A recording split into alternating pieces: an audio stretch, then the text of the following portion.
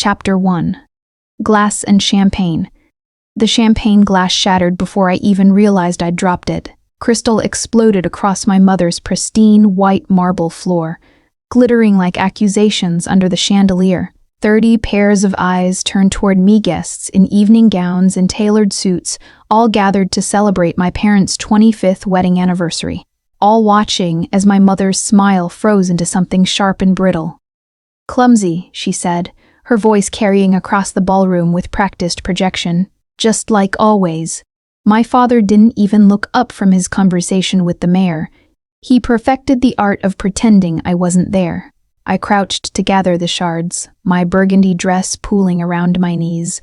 My hands shook, not from the champagne or the broken glass, but from what I'd just overheard in the hallway outside, my mother's voice, crystalline and cutting, explaining to her sister why they'd seated me at the back table with the catering staff's families. "We can't have her mingling with potential investors. She's 26 and works at a bookstore, Helen. A bookstore. Do you know how that reflects on us?" A server appeared with a small broom, his expression carefully neutral. "Miss, please, I'll handle this." I stood, my cheeks burning, and navigated through the crowd toward the terrace doors. I needed air. I needed to disappear. I needed to remember why I'd agreed to come to this humiliation disguised as a family celebration. The April night hit me like a baptism, cool and clean after the perfumed heat inside. I gripped the stone balustrade and stared out at the manicured gardens, at the fountain with its endless, pointless circulation of water. My parents' estate sprawled across 3 acres in the wealthiest neighborhood in the city, a monument to everything they'd built and everything I'd failed to become. Behind me, laughter erupted from the ballroom. Probably my mother, charming someone important. She was good at that. Running away?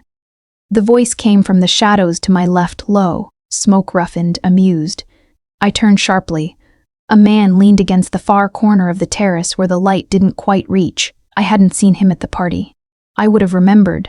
He wore a black suit that fit like a second skin, and even in the darkness, I could see the sharp line of his jaw, the way he held himself with the stillness of someone who never needed to prove anything. "Escaping," I corrected. "There's a difference." He moved into the light, and my breath caught. Not because he was handsome, though he was, in a brutal, unfinished way, but because of his eyes, dark and assessing, like he could read every humiliation I'd swallowed tonight and find it mildly interesting. "Dante Caruso," he said, not offering his hand. The name meant nothing to me. Should I know you? No.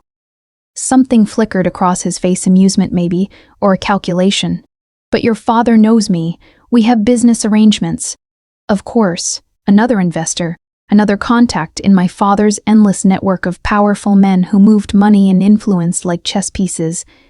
I wondered if my mother had already warned him away from me. "I'm Isla," I said, because good manners had been drilled into me even if nothing else had stuck.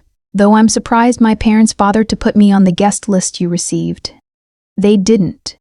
He pulled a cigarette from his pocket but didn't light it, just rolled it between his fingers. "I came uninvited." I blinked. "That's rude." He smiled, and it wasn't a kind expression. "Your father will survive the discourtesy." A crash echoed from inside another glass, maybe, or someone dropping a plate.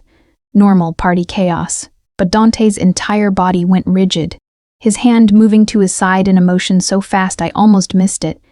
Then he relaxed, incrementally, though his eyes never left the ballroom doors. "You should go back inside," he said quietly. "I should," I agreed, not moving. Something about him held me there. The danger radiating off him like heat, the way he watched the party like a predator studying prey. "But I'm not going to."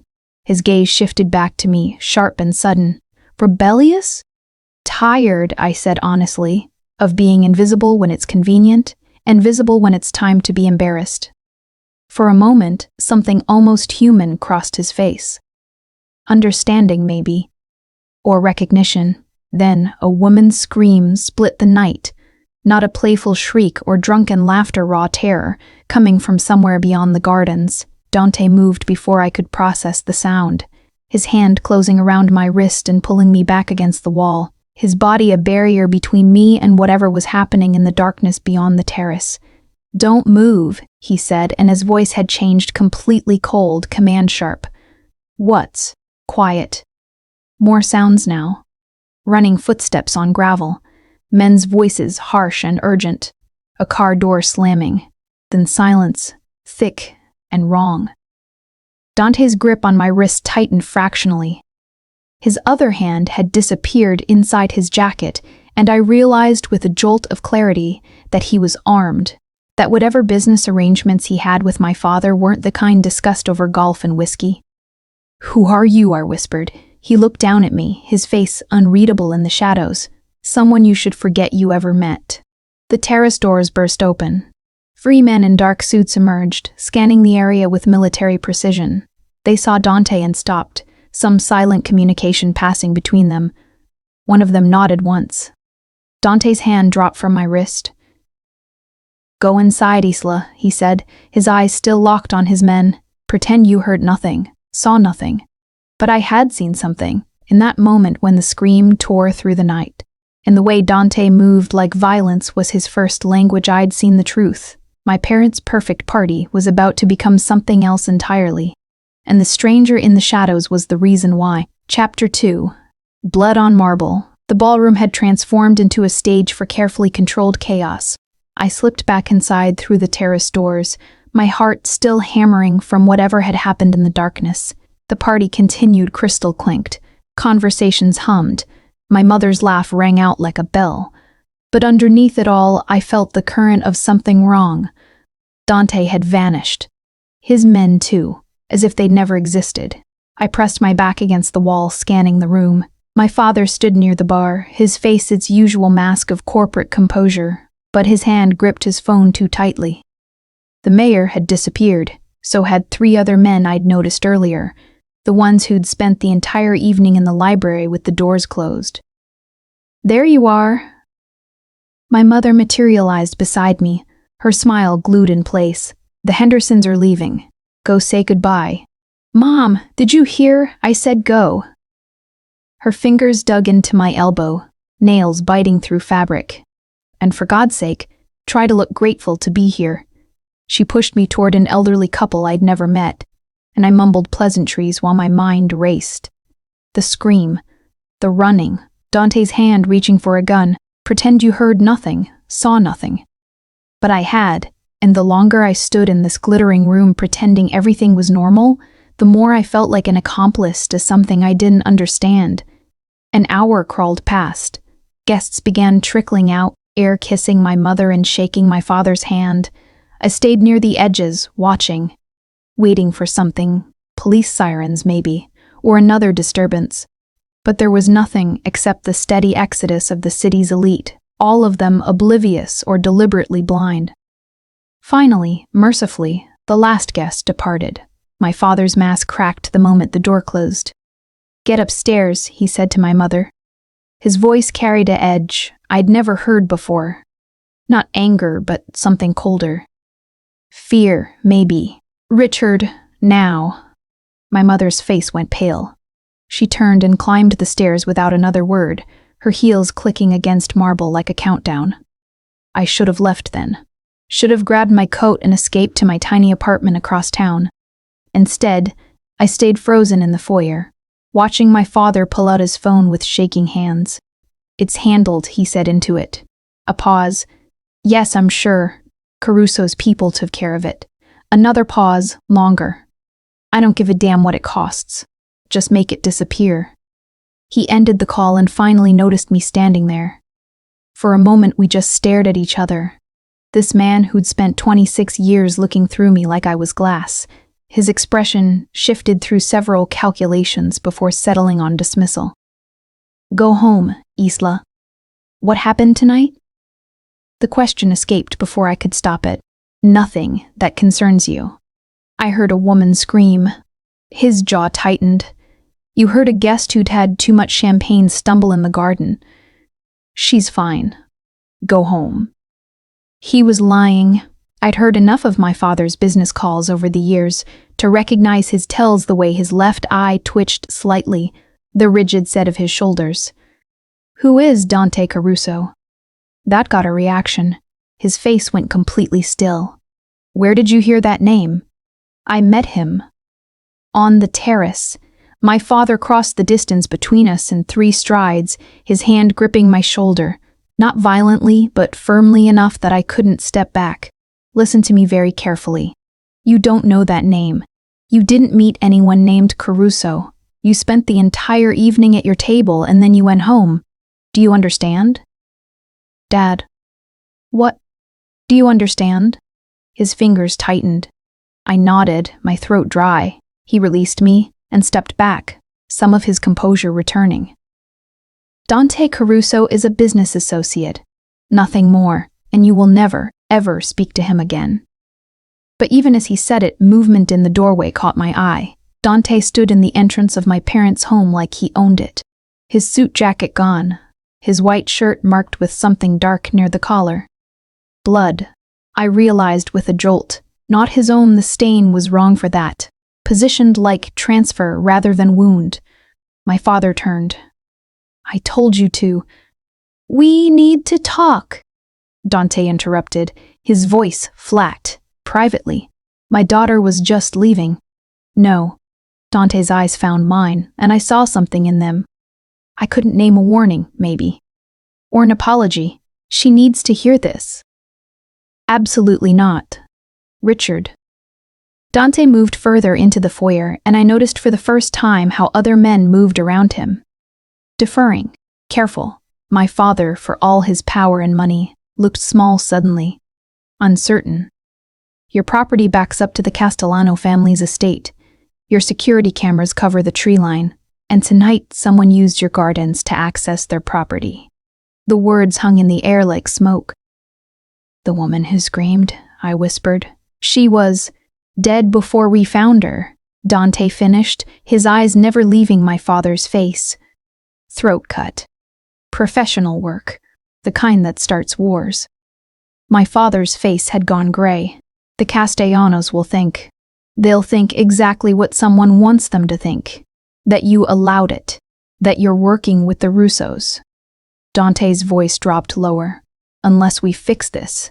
Tonight, what do you need? Your daughter. Dante turned to me fully now, and I saw the weight in his gaze, the calculation, the regret.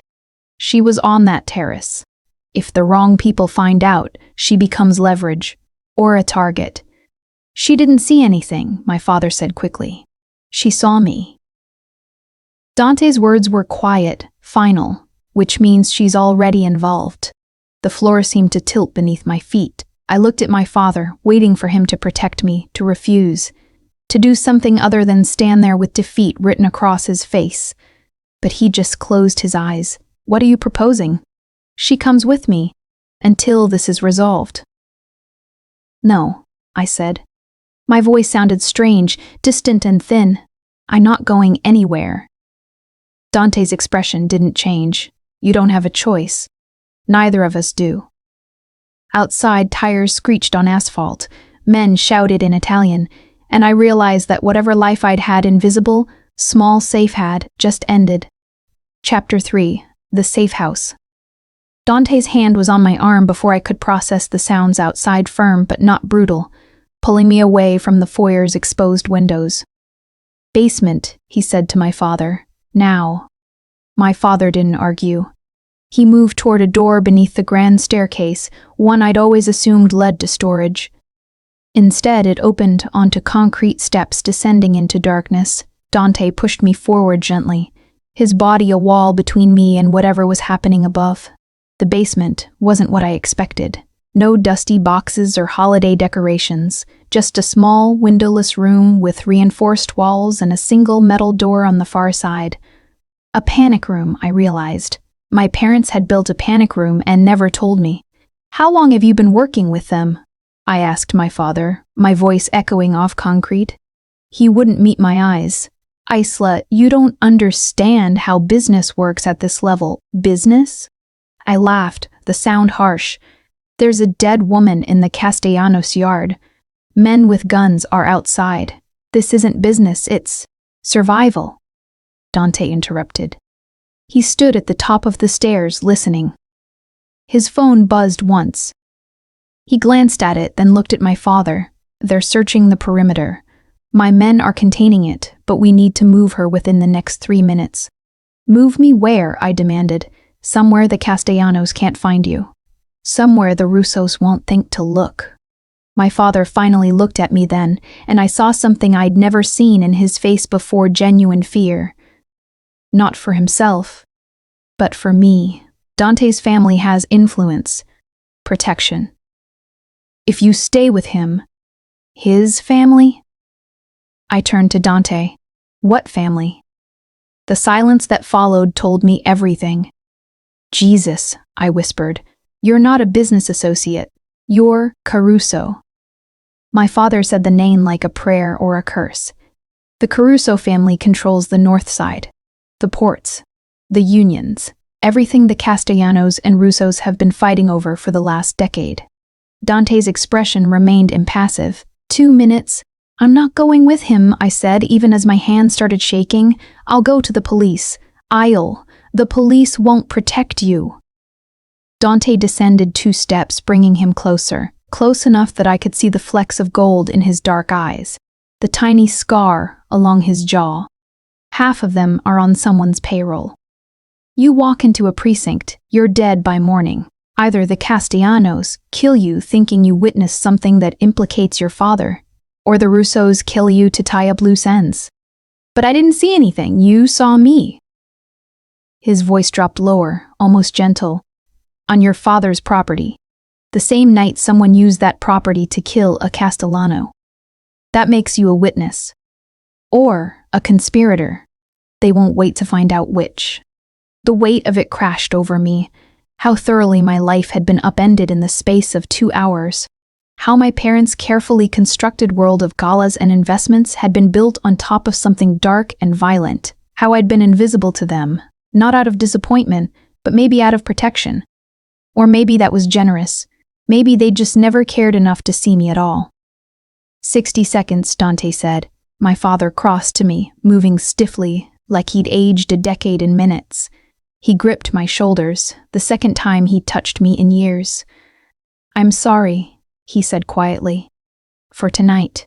For all of it. But you need to trust Caruso. He's the only one who can keep you alive right now. Why would he protect me? What's in it for him? Because if you die, the Castellanos have an excuse to come after me. And if they come after me, they destabilize the entire territory agreement. My father's voice cracked slightly. Your leverage, for everyone, including Dante. I looked at Dante, expecting him to deny it. But he just held my gaze, unflinching, honest in his mercenary calculation. At least he's not lying to you, my father said. Footsteps thundered above us, heavy boots on marble, shouting in Italian, too fast for me to follow. Dante's hand moved to his side again, to the gun I now knew was there. We're out of time. Either you come with me now, or I leave you here and let them sort it out. Some protector, I said bitterly. I never said I was protecting you out of kindness. He extended his hand.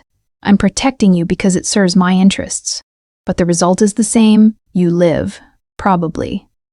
Probably, I'm being honest. That's more than most people will give you. He was right, and I hated that he was right. I looked at my father one last time, searching for something, an apology, a promise, proof that I mattered. But all I saw was guilt and fear, and I realized that was all I was going to get. I took Dante's hand.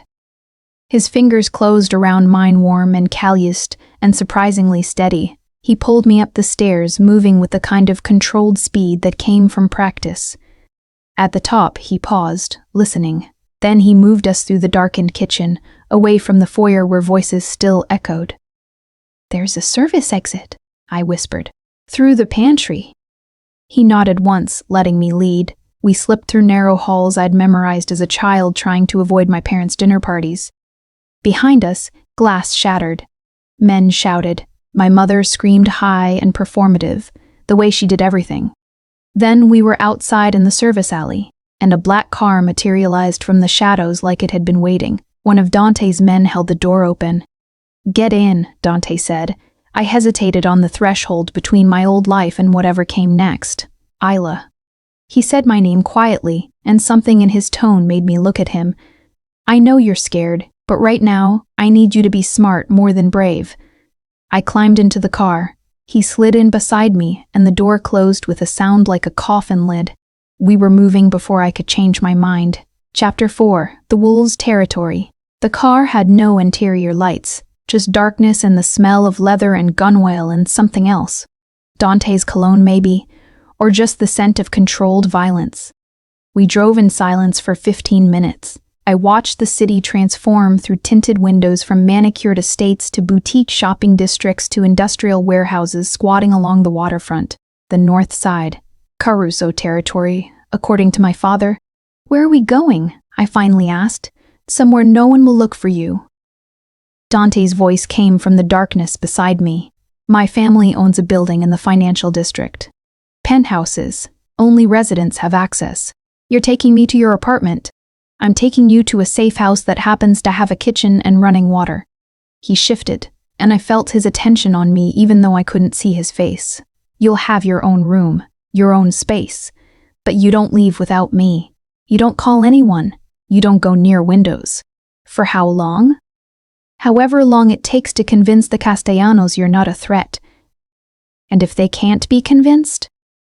The silence stretched too long.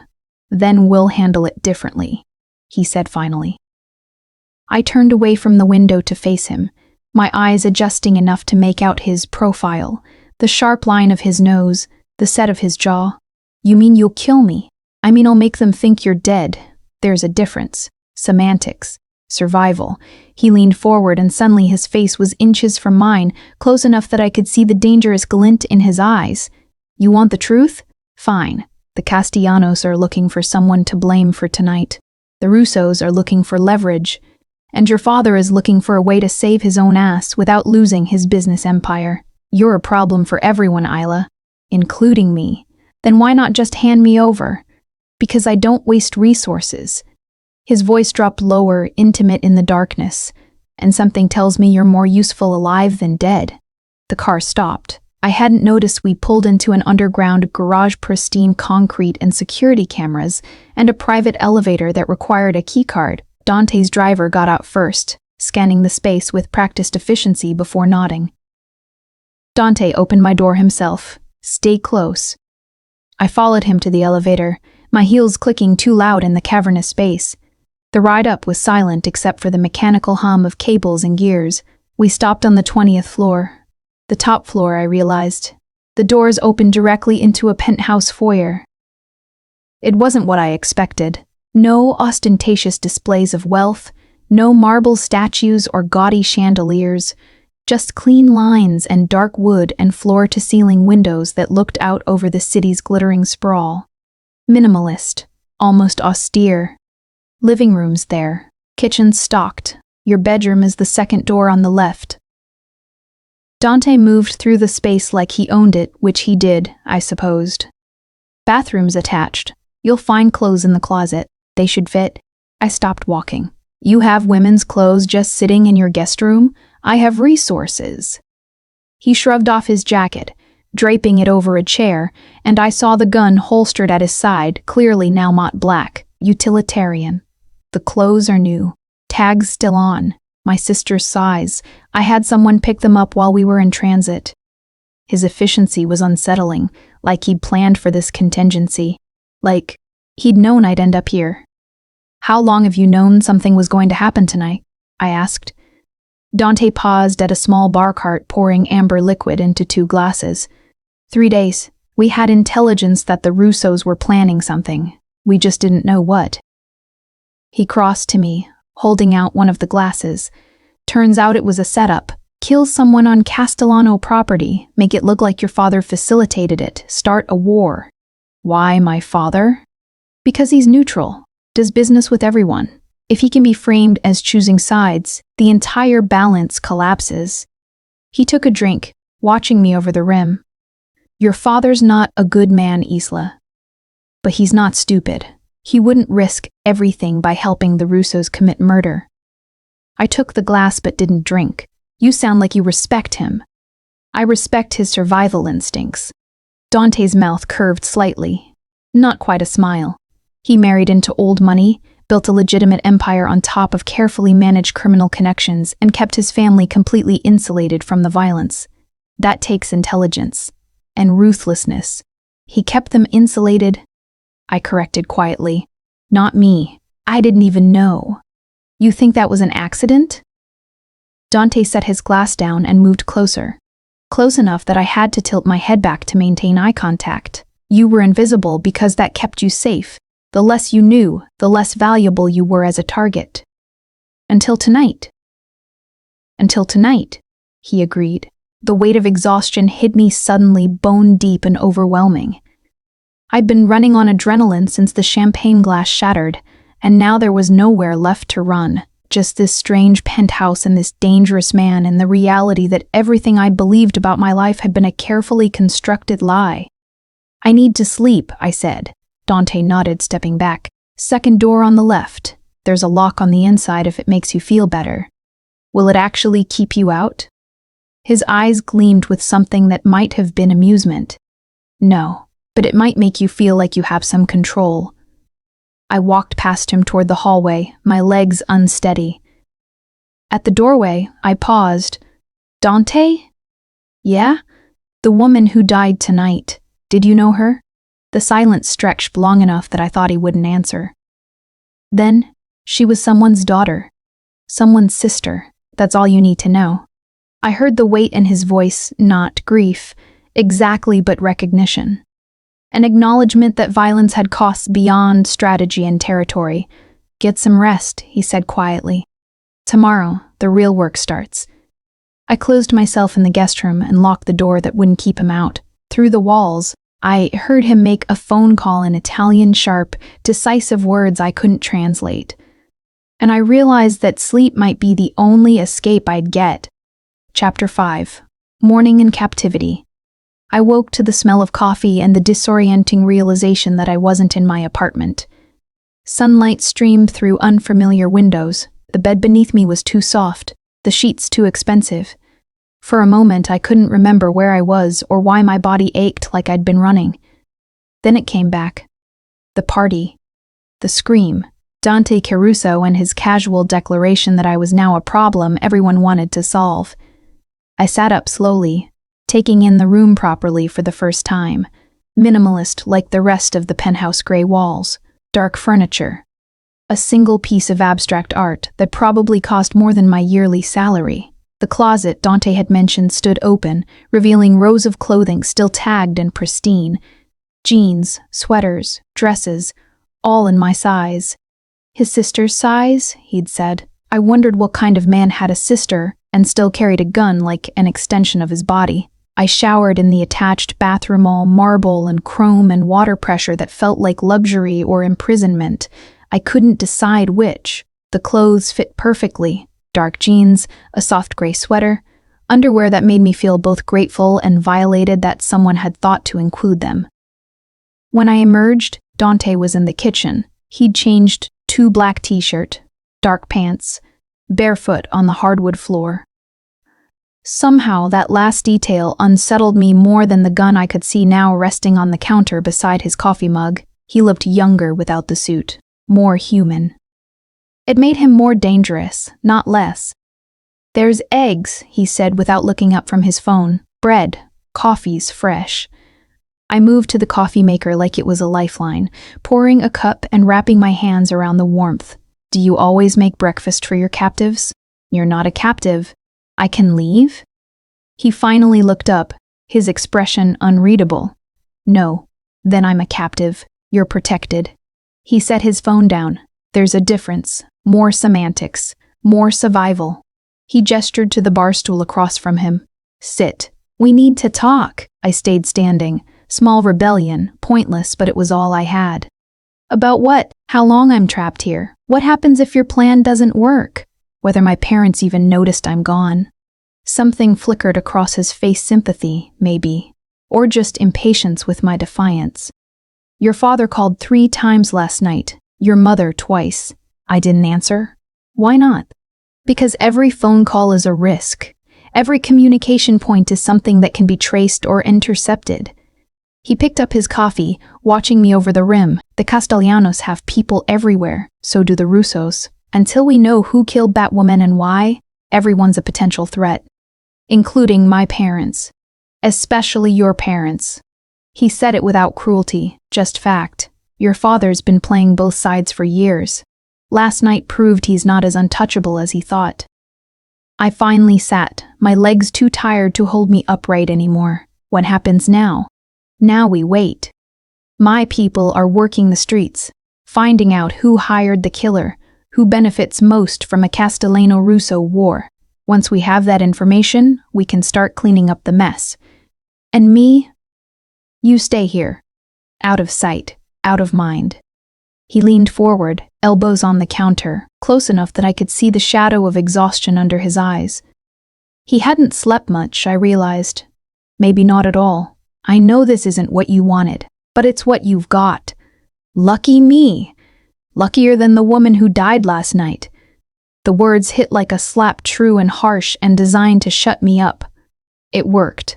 I stared into my coffee, watching steam curl upward, and tried not to think about a woman's body cooling in the darkness while I complained about temporary captivity. I'm sorry, I said quietly. That was selfish. Dante's expression softened fractionally. You're scared and angry. That's human. He stood moving around the counter until he was beside me. Not touching, but close enough that I felt the heat radiating from him. But I need you to channel that into something useful. Stay alert. Follow instructions. Don't make me worry about you on top of everything else. Why would you worry about me? Because right now, you're my responsibility. He reached past me for the coffee pot, refilling both our mugs, and I caught his scent-clean soap and something darker, cedar maybe, and I don't let my responsibilities die on my watch. How reassuring. His mouth curved slightly. I'm not here to be reassuring. I'm here to keep you alive. My phone buzzed in the bedroom, a sound I'd almost forgotten. I'd left it charging overnight, not thinking to check it. Now the distant vibration sent a spike of anxiety through me. Leave it, Dante said. It could be important. It's a tracking device broadcasting your location to anyone who wants to find you. He set his cup down with deliberate care. I'll have one of my people get you a clean phone, encrypted, untraceable. Until then, you're off the grid. I have a job, friends, a life. Had, he corrected gently, past tense. That life ended when you walked onto that terrace last night. The cruelty of it, the casual way he dismantled everything I'd been, should have made me angry. Instead, I just felt hollow, because he was right. Even if I survived this, even if the Castellanos were convinced I was innocent, I could never go back to my bookstore job and my tiny apartment and my careful invisibility. I'd seen too much, known too much, become too much of a liability. What am I supposed to do here all day, I asked, hating how small my voice sounded. Dante studied me for a long moment, something calculating in his gaze. Then he crossed to a bookshelf I hadn't noticed, tucked against the far wall, filled with leather spines and what looked like actual first editions. You said you work at a bookstore, he said, running his fingers along the spines. So read, learn, understand the world you're stuck in now. He pulled out a slim volume and handed it to me. The title was in Italian, something about families and honor and blood. What is this? History, he said, of the 5 families that run the city, including mine. I opened it, scanning pages filled with names and dates and hierarchies that read like a corporate org chart written in violence. Why would you want me to know this? Dante's eyes met mine, dark and unflinching. Because knowledge is the only real power you have left, and if you're going to survive in my world, you need to understand how it works. He left me there with the book and my cooling coffee. And despite everything, I started to read. Chapter 6. The Weight of Secrets, 3 days passed in strange, suspended isolation. I read. I paced. I stared out windows at a city that felt both familiar and impossibly distant. Dante came and went, sometimes for hours, sometimes disappearing overnight and returning with tension carved into his shoulders and blood on his knuckles. He thought I didn't notice. He never explained where he'd been. I never asked. We developed a rhythm, careful and unspoken. He made coffee in the mornings. I pretended to sleep when he moved through the penthouse at 3 a.m., checking locks and making calls in Italian that sounded increasingly urgent. We ate meals in silence, circling each other like planets locked in uncomfortable orbit. On the fourth morning, something changed. I woke to voices in the living room, Dante's low rumble, and someone else. A woman speaking rapid-fire Italian with the kind of authority that didn't expect to be questioned. I pulled on a sweater over my sleep shirt and crept to the doorway. She was stunning in the way dangerous things were: dark hair pulled back severely, designer suit tailored like armor, eyes that assessed me in a single sweep and found me wanting. "So this is her," she said in English, her accent refined. "The bookstore girl who's causing all this trouble." "Isla, this is Lucia," Dante said, his tone careful. "My sister." Of course she was. They had the same sharp cheekbones, the same way of holding themselves like they'd never doubted their right to occupy space. But where Dante's danger felt controlled, leashed, Lucia's felt performative, weaponized. "Pleasure," Lucia said, though her expression suggested otherwise. She turned back to Dante. "The Castellanos are asking questions, loud ones. They want to know where Richard Morelli's daughter disappeared to." "Let them ask. They're implying we took her, that we're using her as leverage. We are using her as leverage." Lucia's eyes flashed. "There's a difference between implication and confirmation, Fratello. If they think we're holding her hostage, then what? They'll start a war?" Dante's voice went cold. They were going to do that anyway. Someone made sure of it. I stepped fully into the room. "I'm right here. You could try talking to me instead of about me." Lucia's gaze cut to me, sharp with irritation. Then surprisingly, she smiled. "I like her. She has spine." "She has a death wish," Dante muttered. "Same thing in our world." Lucia moved to the windows, her heels clicking against hardwood. "The Russos are quiet. Too quiet. My contacts say they're waiting for something." "For what?" "For us to make a mistake." She glanced back at me. "For her to surface. They have people watching her apartment, her workplace, her parents' house. The moment she shows her face, she's dead or taken, probably both." The casual way she discussed my murder made my stomach turn. "Has anyone found out who killed that woman?" "Not yet." Lucia's expression tightened fractionally, the first sign of actual emotion I'd seen from her. "But we know it was a professional hit, someone with training, someone who knew exactly when and where to strike." "Inside job?" Dante asked. "Has to be. The Castellanos' security is too good for a random breach." She turned from the window, her attention locking on her brother. "Which means someone in their organization wanted this to happen, or someone paid enough to make it worth the risk." I thought about the book Dante had given me, the intricate web of alliances and betrayals that held the city's underworld together. If someone inside the Castellano family ordered the hit, they'd want a war, because wars create opportunities. Both of them looked at me. "What?" I said defensively. "I read your book. I'm not stupid." Lucia's smile turned genuine. "No, you're not." She crossed to Dante, lowering her voice but not enough that I couldn't hear. "She can't stay here forever. Eventually, someone will find her, and when they do, you'll have to choose hand her over or protect her. Either way, there are consequences." "I know the consequences." "Do you?" Lucia's hand touched his arm, brief, almost tender, "because the way you're looking at her doesn't suggest you're thinking clearly about what happens next." Dante's jaw tightened. "Get out, Lucia. I'm trying to help you." "By implying I'm compromised? By suggesting I can't do my job? By reminding you that caring about someone in this world is the fastest way to get them killed?" Her voice dropped lower. "You know this, better than anyone." The weight in her words suggested history, something painful and permanent. Dante's expression went carefully blank, and I saw him retreat behind walls I was only beginning to recognize. "I'll handle it," he said. Lucia studied him for another long moment, then nodded. "I'll keep digging. See if I can find out who benefits most from a Castellano-Russo war. She moved toward the elevator, pausing to look back at me. Advice, bookstore girl?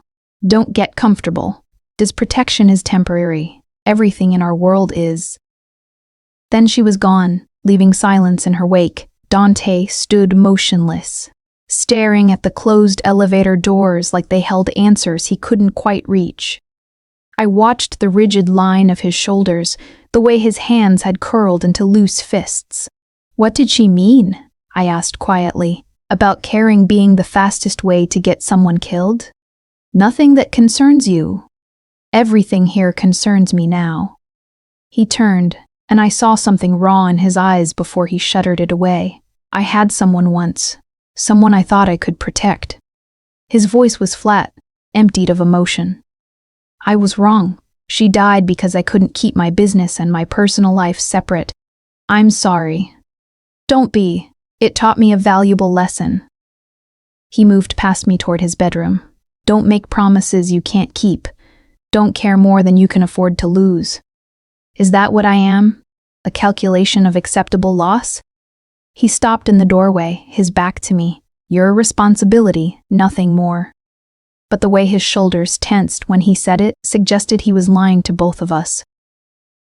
Dante, get dressed, he interrupted. We're going out. What? You just said I couldn't leave. He looked back at me, and I saw something new in his expression, determination, mixed with something that might have been recklessness. Plans change. If we're going to figure out who's behind this, we need to start asking better questions. And I know exactly where to start. Where? His smile was sharp and dangerous and completely without warmth. We're going to visit your father. Chapter 7. The Truth in Daylight. The drive to my parents' estate happened in daylight, bold and reckless in a way that made my palms sweat.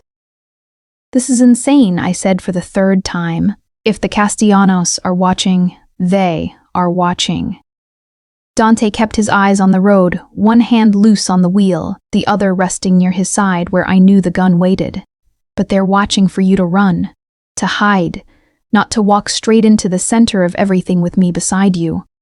And that makes it safe? It makes it unexpected. Which is better? He glanced at me briefly. Stay close. Don't speak unless I tell you to. And if something goes wrong, what could possibly go wrong? His mouth curved without humor. Everything. 2 of Dante's men followed in the separate car, close enough to intervene, far enough to maintain deniability. The whole thing felt like a chess move I didn't understand, pieces being positioned for a game whose rules I hadn't learned yet. My parents' estate looked different in daylight, less imposing, more exposed. The gardens where someone had died were pristine again, all evidence erased. As if violence could be scrubbed away with enough money and discretion.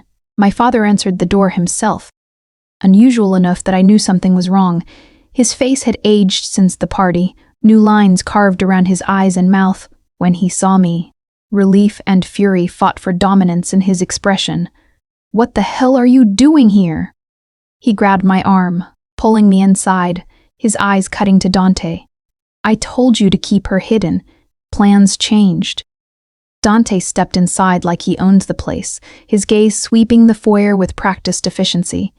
We need to talk, all of us. My wife is upstairs, I know. This conversation is between us.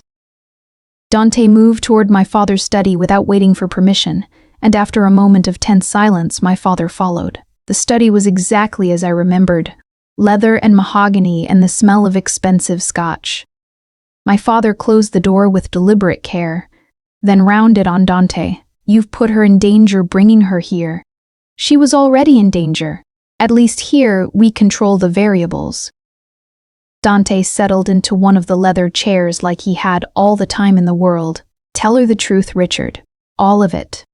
My father's jaw worked. I don't know what you. The cameras. Dante's voice went sharp. You told the Castellanos your security footage was corrupted, that there was nothing from the night of the murder. But that's not true, is it? The silence stretched too long. Dad? I heard the tremor in my own voice. What is he talking about? My father moved to the bar cart, pouring scotch with shaking hands. The cameras caught something, not the murder itself, but movement. Timelines, enough to prove the killer came through our property. And you erased it, Dante said. I protected my family. My father slammed the glass down. If that footage surfaced, the Castellanos would have burned this house to the ground with us inside. I did what I had to do. You obstructed a murder investigation, I said slowly. You destroyed evidence. I survived. He looked at me then, really looked at me, and I saw desperation in his eyes. You think there's justice in this world, Isla? There's only power, and the powerful do whatever it takes to stay that way. Even sacrifice your own daughter? I called Caruso because he could protect you better than I could, because he has resources I don't, because… He stopped, something cracking in his composure. Because you owe him, Dante finished quietly. You've owed the Caruso family for years, money laundering through your real estate developments, protection for your political connections, and now you owe me for keeping your daughter alive. I looked between them, pieces falling into place with sickening clarity. This whole time, you weren't protecting me out of goodness. You were collecting on a debt. Dante's expression didn't change. I never said otherwise. But you let me think. I stopped, angry at myself for being naive enough to imagine anything else. God, I'm an idiot. You're human, my father said tiredly. You wanted to believe there was something good in all this darkness. But there isn't, sweetheart. There's just different degrees of necessary evil. A phone buzzed Dante's. He glanced at it, his body going rigid. We need to leave, now. What is it? My father moved toward the window, his hand reaching automatically for the curtain. Don't. Dante's command stopped him mid-reach.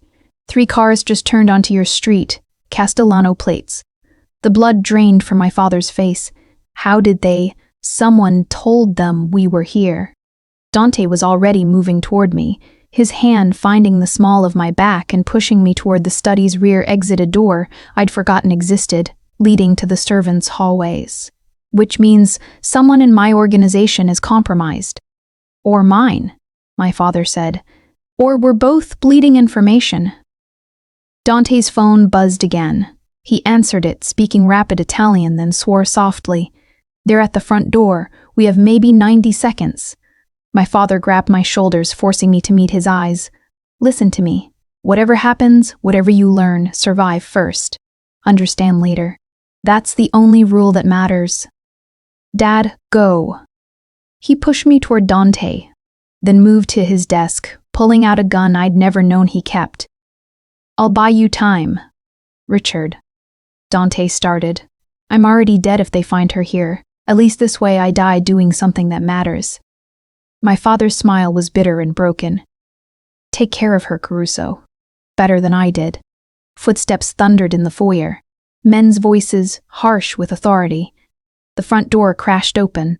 They weren't bothering to knock.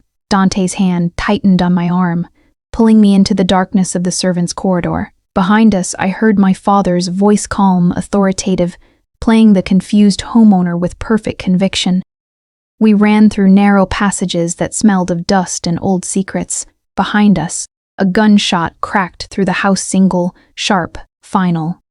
I stumbled, and Dante caught me, his arm around my waist, half carrying me toward the exit I could barely see through tears. Don't stop, he said against my ear, his voice rough. Don't think, just move. So I did. Because in that moment, survival was all I had left. Chapter 8. Blood and Promises. We burst through a service door into blinding sunlight and chaos. Dante's men were already there, engines running, guns drawn, forming a barrier between us and the estate. He shoved me into the back seat of the lead car and climbed in after me, slamming the door as bullets sparked off the reinforced panels. Go, he barked, and the driver floored it. I couldn't stop shaking, couldn't stop hearing that single gunshot echoing through my father's study. Couldn't stop seeing his bitter smile as he sent me away to die, buying me time. He's dead, I whispered. My father is dead. Maybe. Dante's hand was still on my shoulder, steadying me or restraining me, I couldn't tell. Richard's smart. That gunshot could have been warning fire, could have been him shooting first. You don't believe that. His silence was answer enough.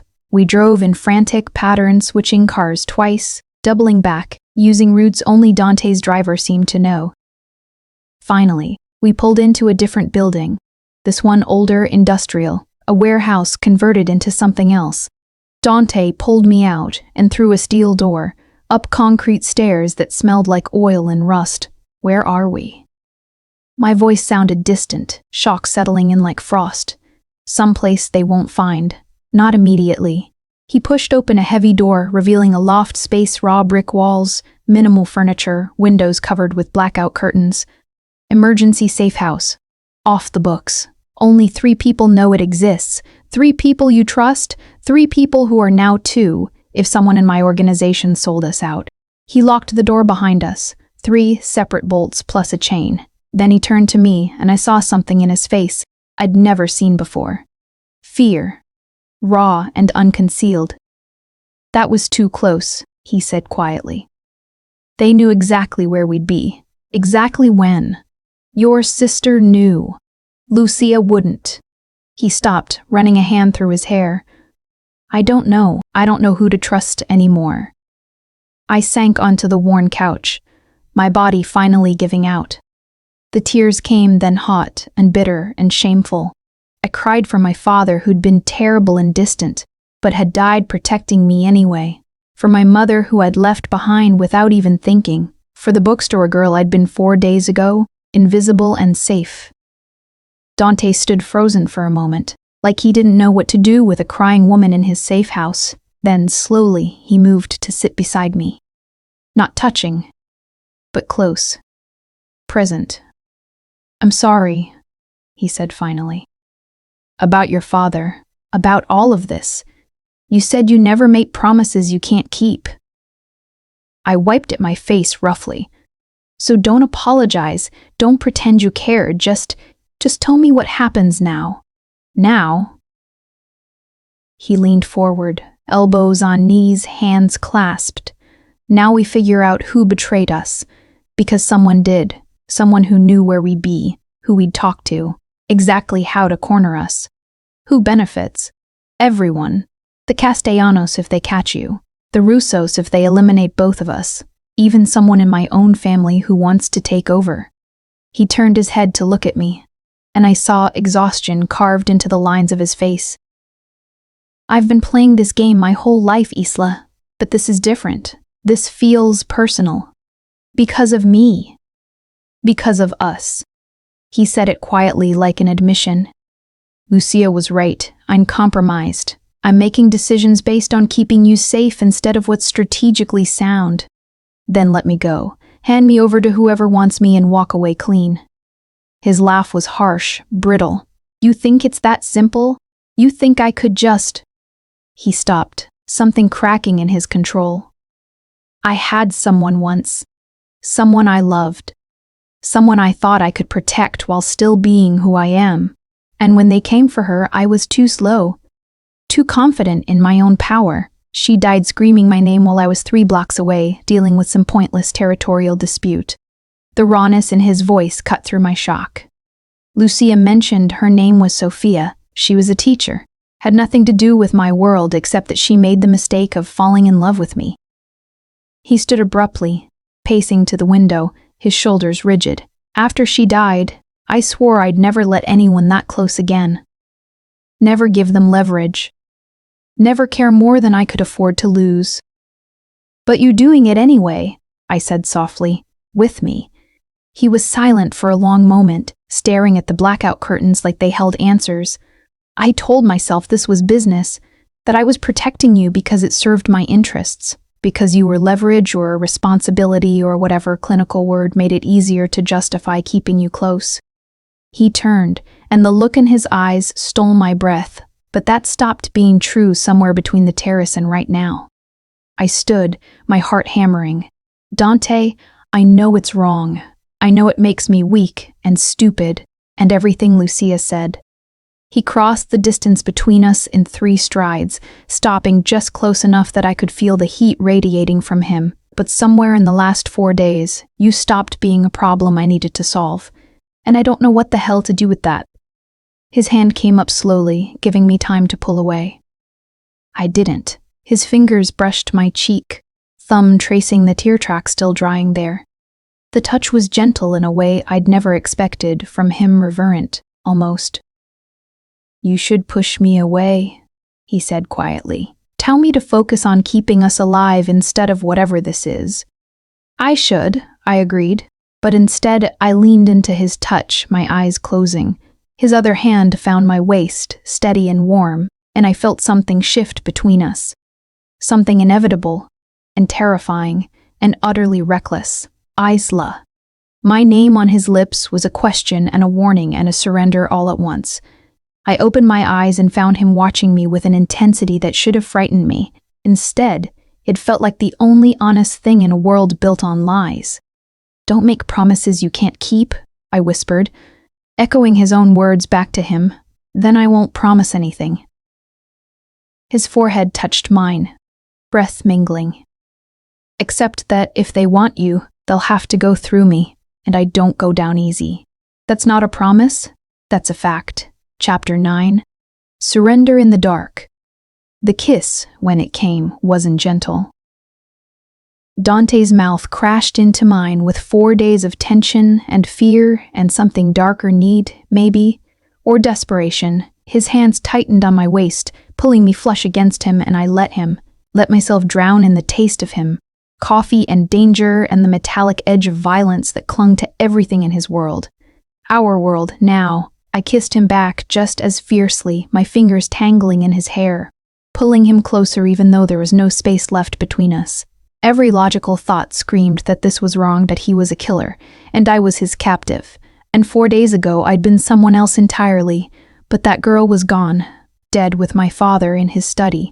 Erased the moment I'd stepped onto that terrace and shattered my own life like champagne crystal. Dante pulled back just enough to look at me, his eyes dark and searching. Last chance, he said roughly. Tell me to stop. I should have remembered Sophia, the woman who died screaming his name. Should have recognized that caring about Dante Caruso was a death sentence wrapped in expensive suits and lethal efficiency. Instead, I pulled him back down to me. He made a sound low in his throat, surrender, or victory, I couldn't tell, and lifted me like I weighed nothing. My legs wrapped around his waist instinctively as he carried me to the bedroom tucked in the back corner of the loft. The door closed behind us with a soft click that felt like sealing a tomb or opening something irrevocable. He set me down on the edge of the bed, his hands framing my face. I can't promise this ends well, he said, his voice raw. I can't promise I won't get you killed. I can't promise anything except right now. Then give me right now. I reached for the hem of his shirt. That's all we have anyway. He helped me pull it over his head, revealing a body marked by violent scars across his ribs, a puckered gunshot wound near his shoulder, burns on his forearm I didn't want to understand. I traced them with trembling fingers, mapping the cost of survival in his world. Still want this? He asked quietly. I answered by pulling my own sweater off, watching his eyes darken as they traced the curve of my collarbone, the rapid rise and fall of my breathing. His hands followed where his gaze led achingly slow, like he was memorizing me. Like he knew this might be the only time. When he kissed me again, it was different. Slower, heavy with something that felt too much like grief. His lips traced down my throat, my shoulder, finding the hollow of my collarbone and staying there while I gasped and clutched at his shoulders. Dante, say it again. His voice was muffled against my skin. My name. Say it like it means something. Dante. I arched into him as his hands found the small of my back, pulling me impossibly closer. Dante, please. The rest dissolved into touch and breath and the slide of skin against skin. He was careful with me in ways I didn't expect. Checking. Asking with his eyes and his hands if this was still what I wanted. And I answered each time with kisses and whispered yeses, and the way my body curved into his like it had been designed for this exact moment. Outside, sirens wailed in the distance. Somewhere in the city, people were hunting us. But in this room, in this bed, there was only the weight of him above me, and the sound of our breathing, and the terrifying tenderness in the way he touched me like I was something precious that might shatter. When it was over, we lay tangled together in the darkness, his arm around me, my head on his chest, listening to the steady thunder of his heartbeat. Neither of us spoke. Words would have ruined it, would have forced us to acknowledge what we'd just done and what it meant, and how thoroughly we'd complicated everything. His phone buzzed on the nightstand, shattering the fragile silence. He reached for it with his free hand, his other still wrapped around me like he couldn't bear to let go. "Murda," he breathed, going rigid. I lifted my head.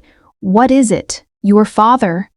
His voice was strange, shocked, maybe relieved. "He's alive." I sat up so fast my head spun. "What?" My people just confirmed. He was shot, but not fatally. The Castellanos took him to one of their doctors. Dante was already moving, pulling away from me, reaching for his clothes. "He's been talking, giving them information." "What kind of information?" "Everything." He pulled on his jeans, his movements sharp with tension. The camera footage he destroyed, the timeline of events, every piece of business he's done with my family and the Russos and everyone else. He looked at me, and I saw the calculation returning to his eyes, the dangerous man sliding back into place over the one who'd touched me like I mattered. He's buying his life with intelligence, which means he's telling them about me. I finished quietly. Where I've been, who I've been with. Not yet, but he will if they press him. Dante pulled his shirt on, then his shoulder holster, the gun settling into place with practiced ease. "We need to move. Now."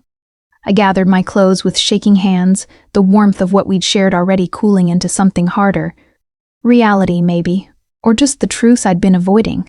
That pleasure and safety were temporary luxuries in Dante's world, easily stripped away. "I'm sorry," he said quietly as I dressed. We shouldn't have." "Don't." I cut him off, pride forcing my voice steady. "Don't apologize for it. Don't make it dirty or wrong or a mistake. It wasn't a mistake."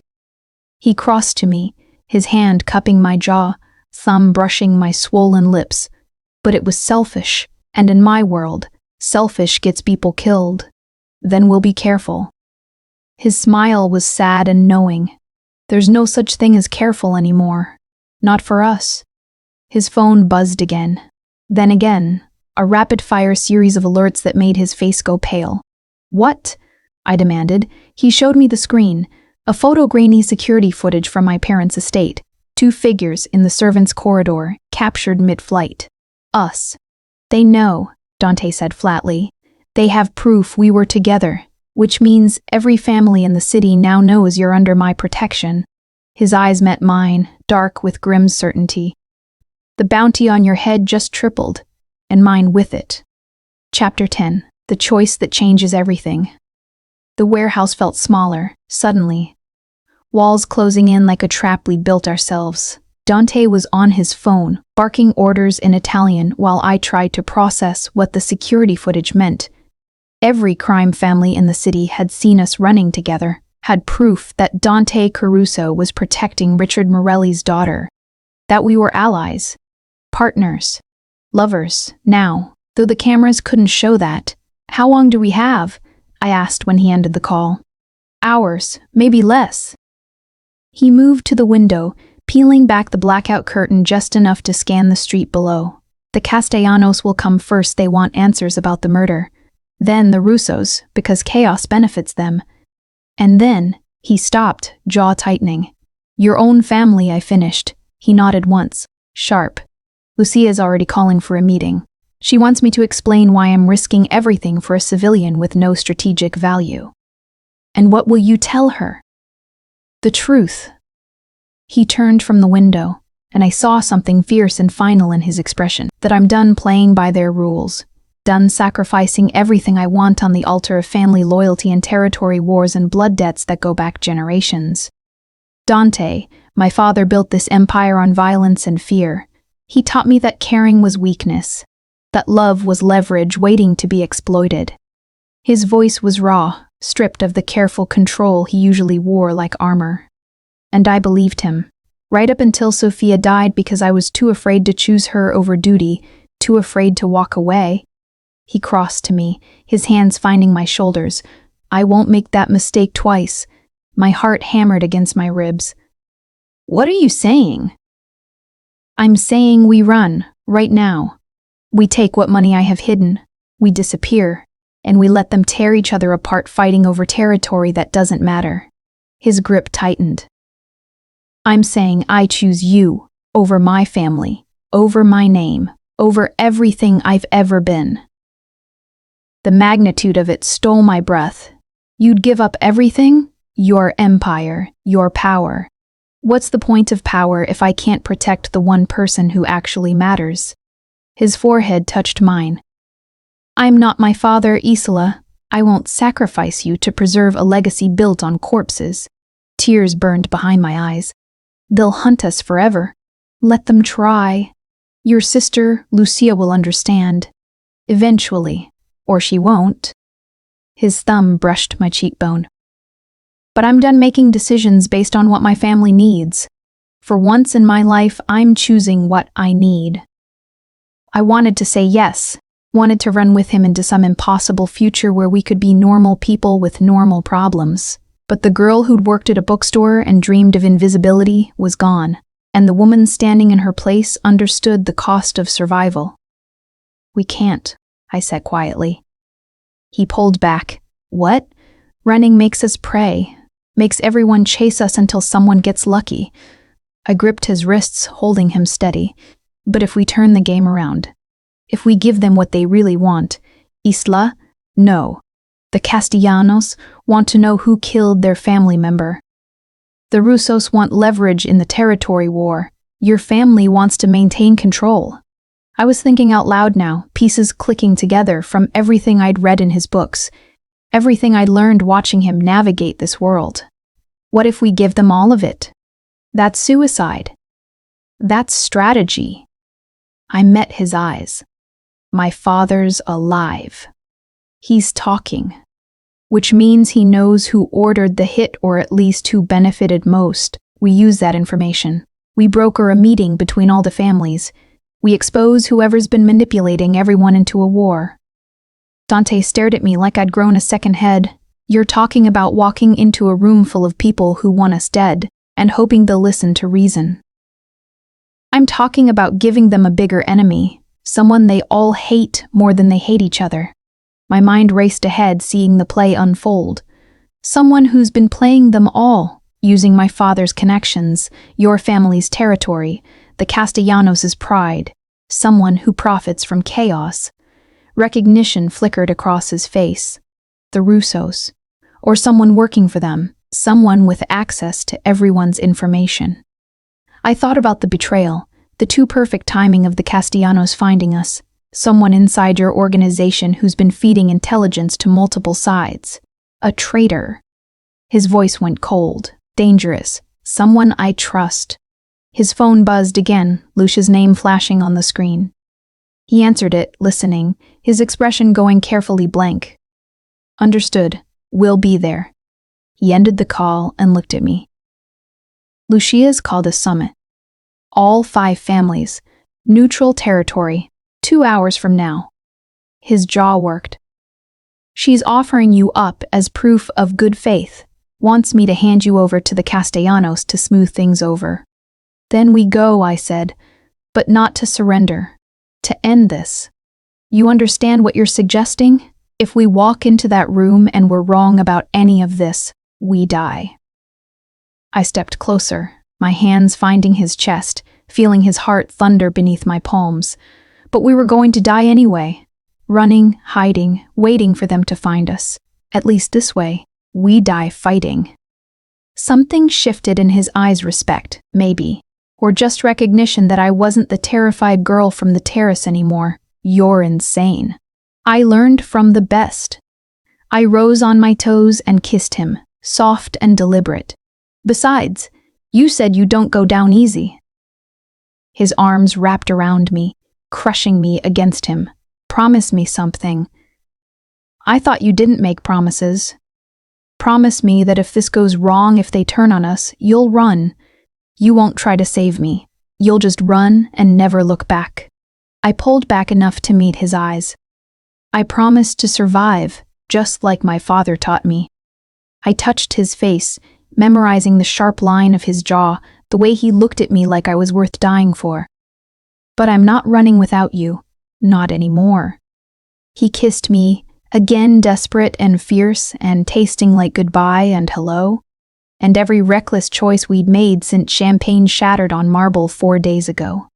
Then he pulled away, checking his gun, his face settling into the cold mask of the Caruso air. Time to end this, he said. I nodded, feeling the weight of everything we were about to risk settle over me like armor. Together, we walked out of the warehouse and into whatever came next. Because sometimes survival meant running, and sometimes it meant standing your ground and daring the whole world to try and break you. We chose the latter.